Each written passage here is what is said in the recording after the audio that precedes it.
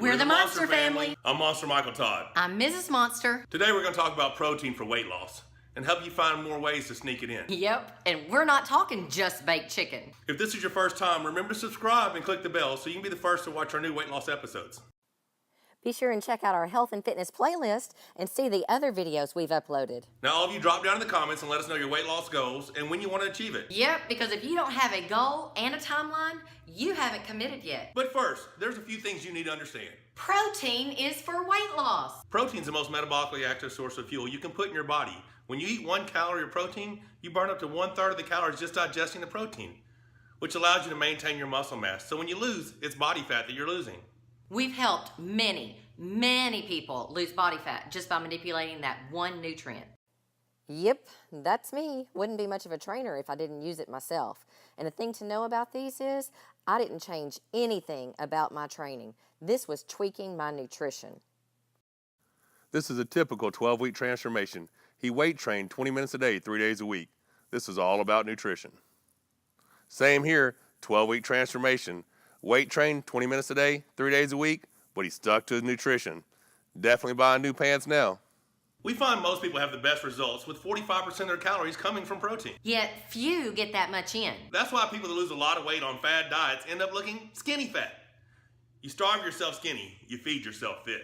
But how much protein should that be, like in grams?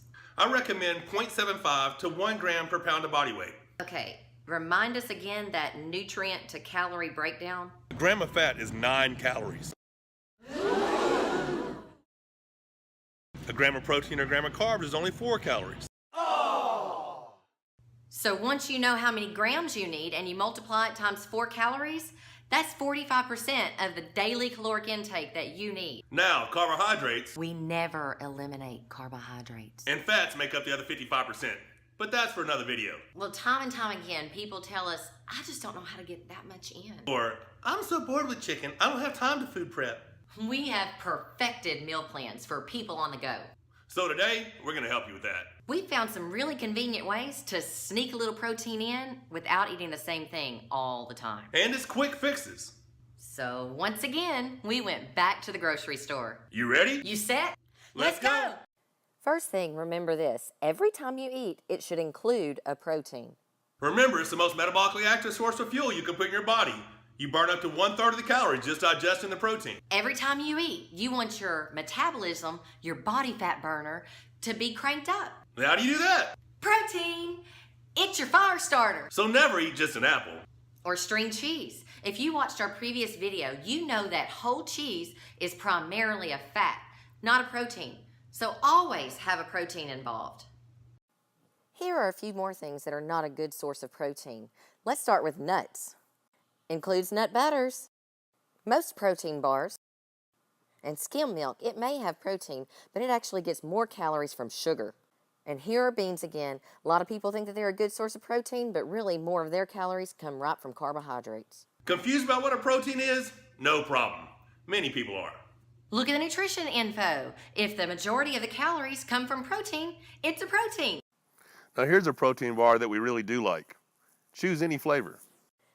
Okay, we like Greek yogurt, but not all Greek yogurt is created equally. If you're choosing Greek yogurt with fruit in it, your sugar calories are going to outweigh your protein calories. So choose the plain. You can add in sugar-free jelly, or I like to add in just a little bit of stevia and vanilla. I know we said hard cheese was primarily a fat, but you can do light string cheese.